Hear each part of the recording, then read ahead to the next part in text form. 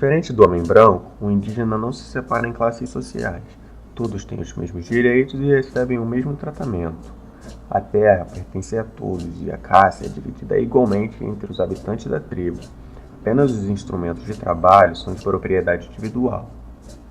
A divisão do trabalho é feita por sexo e idade. As mulheres são responsáveis pelas crianças, comida, plantio e colheita.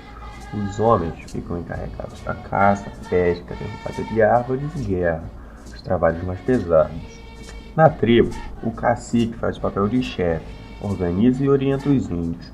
O pajé é o sacerdote, aquele que recebe mensagem dos deuses e por isso também é curandeiro. Os índios acreditam nas forças da natureza e na volta dos antepassados. Fazem rituais, cerimônias e festas para os deuses e espíritos. O responsável por passar estes conhecimentos aos habitantes da tribo é o pajé. Alguns índios têm o costume de enterrar os pertences pessoais do morto junto com o corpo, o que prova que eles acreditam numa vida após a morte. A oca, os lugares onde eles moram, é uma habitação típica dos povos indígenas. As ocas são construídas coletivamente, ou seja, com a participação de vários integrantes da tribo.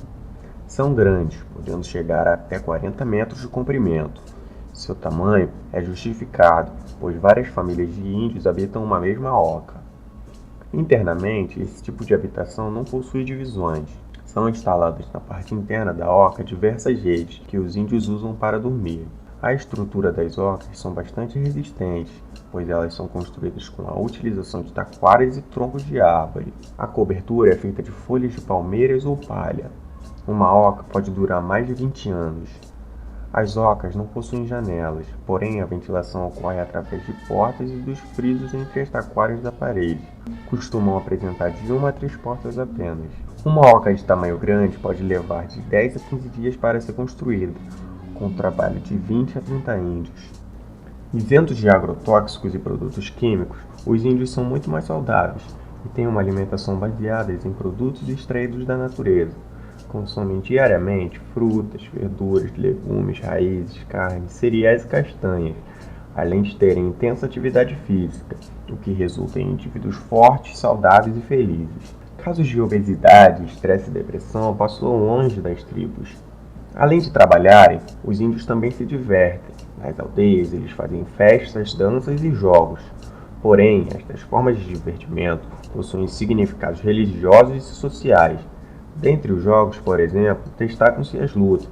Estas são realizadas como uma forma de treinamento para guerras e também para desenvolver a parte física dos índios. Atualmente, segundo pesquisas do Instituto Brasileiro de Geografia e Estatística, 734 mil pessoas se declaram como indígenas, mas, segundo a FUNAI, Fundação Nacional do Índio, se considerarmos como índios somente as pessoas que habitam as reservas indígenas, o número do IBGE reduziria para 358 mil indígenas, com sua grande maioria concentrada nas regiões do Nordeste, Amazônia e Centro-Oeste.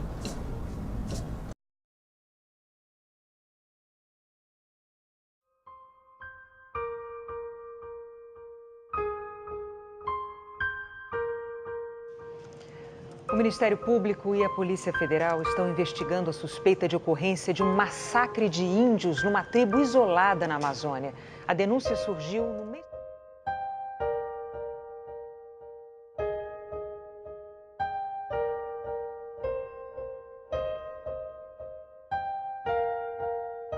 Essa daqui